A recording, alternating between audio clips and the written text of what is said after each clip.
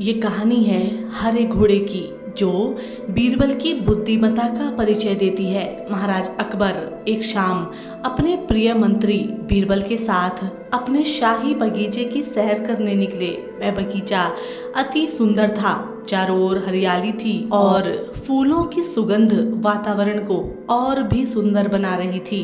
तब महाराज अकबर ने कहा, बीरबल, क्या तुम इस हरे बगीचे में मुझे हरे घोड़े पर सैर करा सकते हो? मेरी यह इच्छा पूरी कर दो।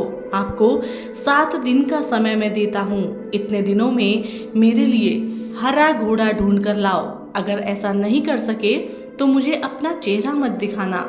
राजा और बीरबल दोनों जानते थे कि दुनिया में आज तक कोई हरे रंग का घोड़ा नहीं होता, लेकिन राजा चाहते थे कि बीरबल किसी बात में हार मान ले। इसलिए उन्होंने बीरबल को आदेश दिया, लेकिन बीरबल बहुत चालाक थे।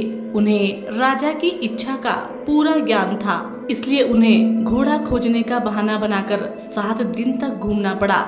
8वें दिन बीरबल राजा के दरबार में पहुंचे और कहा, महाराज, आपकी आज्ञा के अनुसार मैंने आपके लिए हरे घोड़े का इंतजाम कर लिया है। उसके मालिक की हालांकि 2 शर्तें हैं। राजा ने दोनों शर्तों के बारे में उत्सुकता से पूछा। पहली शर्त यह है कि उस हरे घोड़े को लाने के लिए आपको स्वयं जाना होगा। बीरबल ने कहा। राजा इस शर्त को मानने के लिए तैयार थे। फिर उन्होंने दूसरी शर्त के बारे में बीरबल से पूछा। तब बीरबल ने कहा, घोड़े के मालिक की दूसरी शर्त यह है कि आपको सप्ताह के 7 दिनों के अलावा कोई और दिन घोड़ा लेने के लिए चुनना होगा। बीरबल की विचित्र शर्तों को सुनकर महाराज अकबर हतप्रभ होकर बीरबल की तरफ देखने लगे।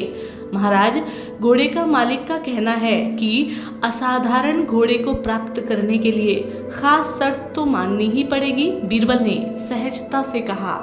बीरबल की चतुराई भरी बात सुनकर राजा अकबर बहुत खुश हुए और मान गए कि बीरबल को अपनी हार मनवाना बहुत मुश्किल है। तो साथियों, इस कहानी से हमें यह शिक्षा मिलती है कि सही बुद्धि और समझ से नामुमकिन लगने वाला काम भी आसानी से किया जा सकता है। तो साथियों, हम उम्मीद करते हैं आज की ये शिक्षाप्रद कहानी आपको अवश्य पसंद आई होगी और इसी तरीके की और कहानियों के लिए आप हमारे साथ जुड़े रहें। हम आपसे मिलेंगे एक और कहानी के साथ। तब तक के लिए नमस्कार, जय हिंद।